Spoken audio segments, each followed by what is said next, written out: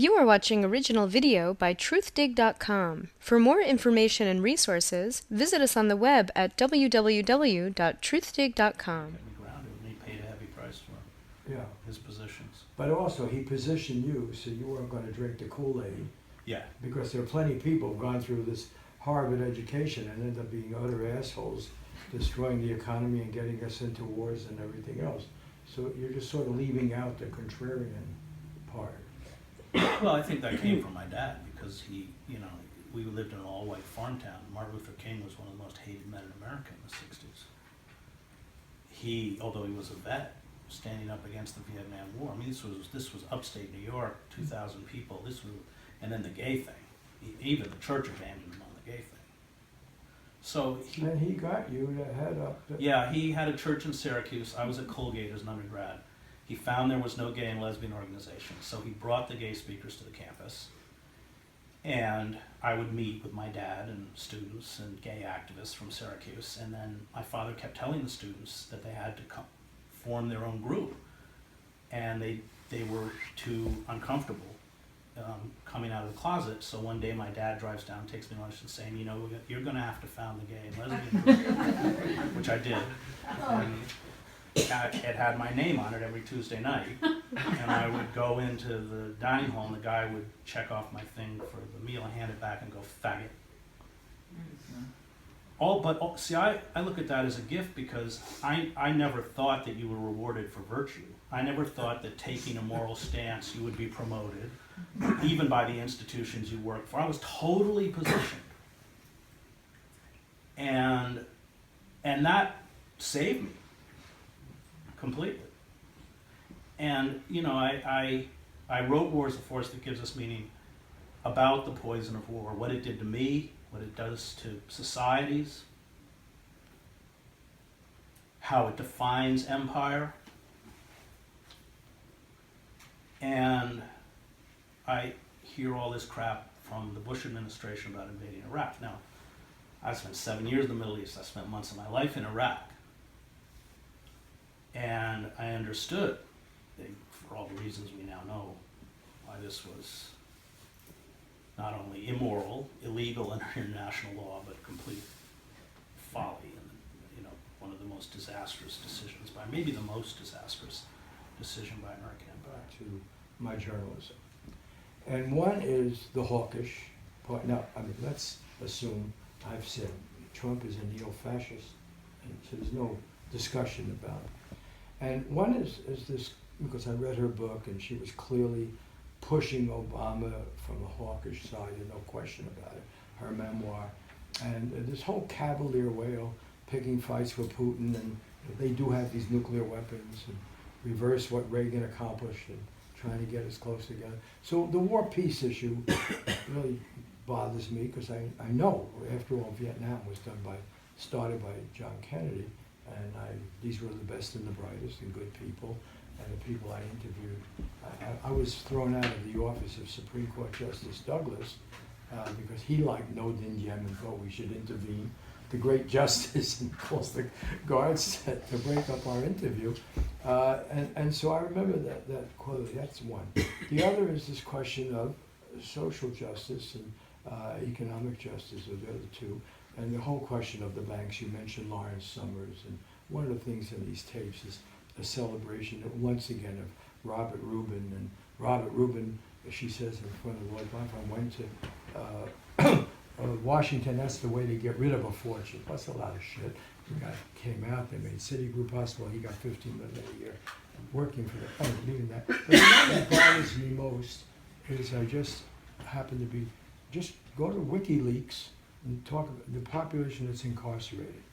And starting in 1990, we more than doubled the prison population in the United States.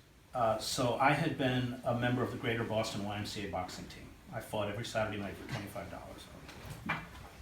My nose is still, only 30% of my nasal passages can get air and stuff. So anyway, and I had a problem with heroin pushers on my street, and I threw them off of my street. I said, you cannot allow it on my street. And What is it about you and authority? and then Giving the heroin pushes the authority. right. So I got pushed. They tried to kill me. Is what happened. Is I caught them raping a 14-year-old girl, and I beat both of them up very badly. And then they broke the back window of my house and were waiting for me with lead pipes inside the house where I was living to kill me when I came in. Mm-hmm. And one of the other kids in the neighborhood warned me. And I didn't want to be a minister anymore, and so I actually decided that I would be a cop. I took the civil service exam to be a cop and stay in the inner city. Most cops are bad. Some are good. We had one cop. He was white. He was married to a black woman. He was great. He was kind of my model. It was during the reign of Kevin White. There were 50 positions. 48 went to nepotism, to cronies for South Boston, and then I kind of didn't know what to do, and I think because of Bob Cox, I decided to go to El Salvador, and I think because of Orwell. Orwell went to Spain, and I was going to fight fascism in my own way in El Salvador. So I think that was those who remain innocent, I'm going to butcher the quote, become monsters. Because it's a willful denial of historical fact and present reality. I mean, all of these marches by Black Lives Matter isn't going to do a damn thing to stop the murder of unarmed, poor people of color in the streets of our cities. Why? Because it functions as a form of social control as the same way lynching does. Right. And the creation of massive groups of surplus or redundant labor in deindustrialized zones requires mechanisms of social control. And the three primary mechanisms of social control is terror, the use of indiscriminate murder on the part of police, evictions, which make it impossible to have cohesive community because every few months I wrote a column called Lock Up the Men, Evict the Women and Children. And mass incarceration. Neoliberalism evaporates in front of our eyes, i.e. the reigning ideology no longer has credibility. The only forms of social control become much more naked forms of coercion. And you quoted Hannah Arendt, but I've taught that book 7 times, which means I've read it 8 times, and it's brilliant. And Arendt writes about this issue when she writes about the stateless. And because she herself is expelled from Germany and stripped of her German passport, she ends up stateless in France. And she said that, and that's what people in our marginal communities are. They are stateless. They have no rights. The court system is a joke. A joke in the sense that 94% of people are forced to plea out. In the marginal communities, this is routine. They just clean up a few drug dealers. It's your word against theirs. You're finished. And I have taught so many people in that prison who you'd be 25+% never committed the crimes they're in there for. I mean, I've got guys in there who picked up at 14 for a murder he didn't commit. He's not eligible to go before a parole board till he's 70. I mean, this is just nuts. And it was Clinton who did the damage. Yes. Mm-hmm. Yes. He destroyed the capacity for prisoners to legally, under the 8th Amendment, protect themselves from cruel injury. He tripled and quadrupled the sentencing. He created the 3 strikes you're out drug laws. In the 1994 Omnibus Crime Bill, he exploded the prison. I was up with Mumia Abu Jamal, who I see periodically, who they're essentially executing medically by denying him treatment for his hepatitis C. And they know quite well what they're doing. And Mumia looks around the room and he goes, none of these people would be here but for Bill Clinton. Not one of them. I mean, you got half our prison population I've taught guys who have got life plus, one guy I taught, life plus 154, he never committed a violent crime. It was weapons and drugs possession. Everything he's charged with, no violent crime. And those are forms of social control that are necessary when you turn deindustrialized workers into human refuse. And we just had the prison work stoppages in 30 countries, led by the Free Alabama movement, who call me all the time, but they haven't called me recently because they must have confiscated their clandestine cell phones. And they said, you know, that in their communique they put out in April calling for it on the 9th anniversary of the Attic Uprising. And by the way, Heather Ann Thompson's book on Attica is brilliant.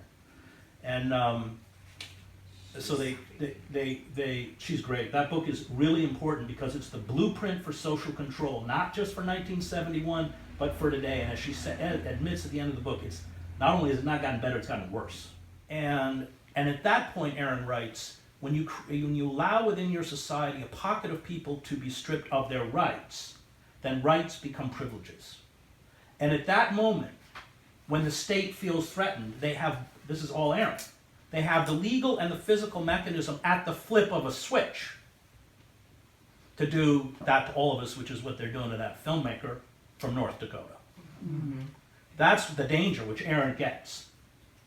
And you know, the failure on the part of the white liberal class, which busied itself with boutique activism of multiculturalism, I'm all for it, but not at the expense of justice.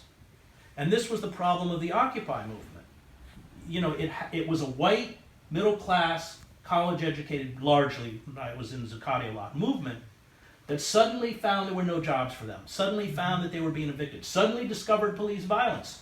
Well, you know, people in East New York are going, well, where have you been? And that's a good question. Where have we been? Mm-hmm. And I think that as a writer, for me, the only way to maintain not just integrity, but passion, is to build close relationships with the oppressed, because when I walk out of that prison, I can't betray them. I can't go back to Princeton and just forget it. And as Augustine says, hope has two beautiful daughters, anger and courage. Anger at the way things are, and the courage to see that they don't remain the way they are. And we're not going to have that kind of anger and feel that kind of pain, which I think this Buddhist nun was correctly speaking about. We're not going to feel it unless we build those relationships with this essential understanding, which I learned living with Palestinians, is that, especially being male and white and American, is that, like in Lear, privilege induces blindness. The only time Lear can finally see is when he's on the heath, reduced to little more, or reduced essentially to not even having a place to hide himself from the rain and the storm. And he gives his cloak to the beggar. And all of my life has been trying to see, with the understanding that white male American privilege means that there will always be a gap, an area of darkness, a band of blackness that I will never be able to cross as hard as I try. This is my editor from the LA Times. Most of what we were forced to write were leaks from the government. Information, anonymous sources, but they were people in the government. They had the knowledge, okay? Like the people right now saying Julian Assange is just a puppet of Putin, and Putin is all this crap. We have a whole new McCarthyism around this now, right? They're the enemy, they're evil, and we Americans only, and what is Hillary Clinton even called for covert, we used to know how to do covert operations, right? That's what she said. We used to know how to do it, that we lost that skill set. Well, Vietnam was a covert operation. We're supposed to be expanding freedom. I know. I don't want to be put in the position of like defending Hillary Clinton. No. Because I agree with your assessment. No, 100%. I it's am just seriously, a path forward. I'm going to try to answer your question because I think it's a complex question. The question is, because it's a whole finger in the dike thing. Look, my wife maxed out in support of Obama, okay? Despite my objection, she couldn't resist hitting the button, $25 each time. But she maxed out. Let's go for it.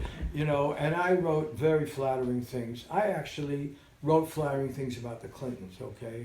When they were attacked by the vast right-wing conspiracy and so forth. We all drink the Kool-Aid, and we all feel the same concern that you're expressing. That's why the whole lesser evil argument works. And by the way, it was Jerry Brown who took on Clinton at one point. In Narda's book on California, she quotes Jerry Brown when it was Clinton against Gold, saying it's it's the evil of two lessers, which is one way of thinking about it.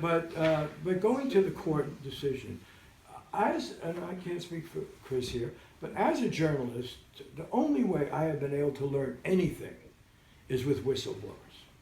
People who break with the ranks. Whether Stanley Scheinbaum was my first whistleblower because he was the co-director of the Michigan State Project training the secret police in Vietnam, South Vietnam, in torture. And I was able to find some of these documents. He was the only person in this whole vast team of fronting for the CIA who would support the story and help me get it printed, okay? My first whistleblower. Daniel Ellsberg, another great whistleblower. Now you got, a handful of people. We had one speak here the other, at this forum, John Kiriakou, 12 years, or 14 years in the CIA, finally blows the whistle on torture. The question to ask about these whistleblowers is why are there so few? There's something to look forward to in prison, and they should never despair no matter what. And I feel that if I can make it after 41 and a half years, being one of the worst prisons in the nation, and being able to make the best out of the worst of the prison, they can as well.